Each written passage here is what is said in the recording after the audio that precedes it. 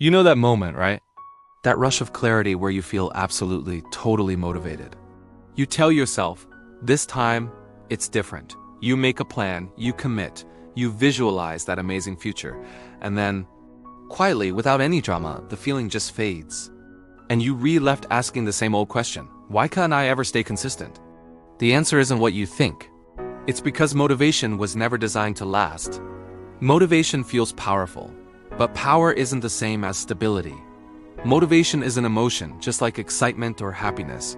And what do all emotions have in common? They're temporary, they rise, they peak, and they fall.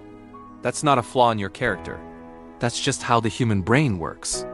Expecting motivation to be there for you every single day is like expecting to feel pure excitement every morning when your alarm goes off. It's just not realistic. So why does motivation feel so real, so convincing? Because it creates a sense of clarity. Suddenly, you know exactly what to do. The future feels not just possible, but inevitable. The effort required seems small. This happens because your brain releases a hit of dopamine.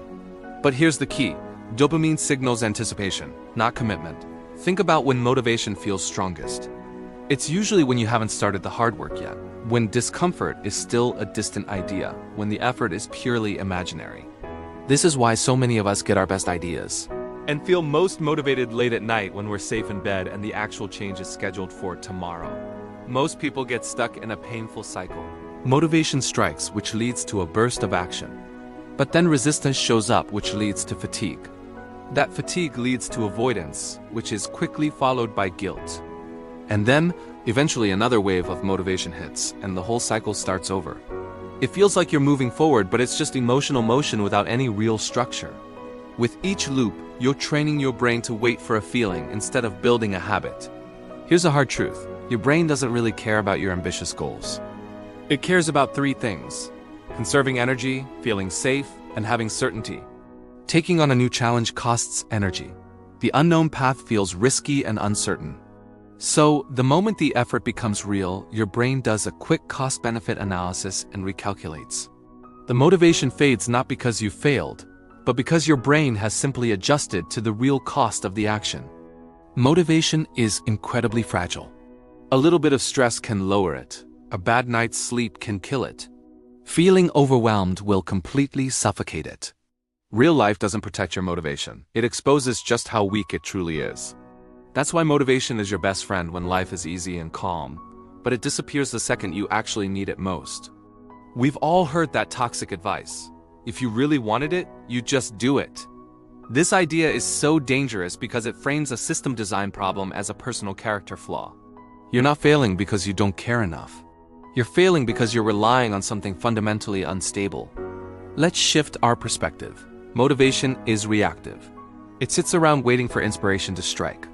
Structure, on the other hand, is proactive. It removes the need for debate or decision. Motivation wakes up and asks, how do I feel today? Am I in the mood to work out? Structure simply says, it's 7 a.m. This is when we work out. There's no emotion involved, no internal negotiation. Systems and routines don't give you that exciting emotional high. They're boring. And that is precisely why they work so well. Boring is stable. And stability is what builds long-term consistency. The most disciplined people you know aren't necessarily the most motivated. They're the most organized. Think about it this way. Motivation tries to fight your environment. It says, I'm going to use my willpower to not scroll on my phone. A system redesigns the environment. It says, the phone isn't in the room. One approach requires constant strength and drains your energy. The other removes the problem at its source. Motivation often promises a huge identity change, like, starting tomorrow, I'll become a disciplined person. But our identity doesn't change because of a promise. It changes because of evidence, the proof we gather from small, repeated actions.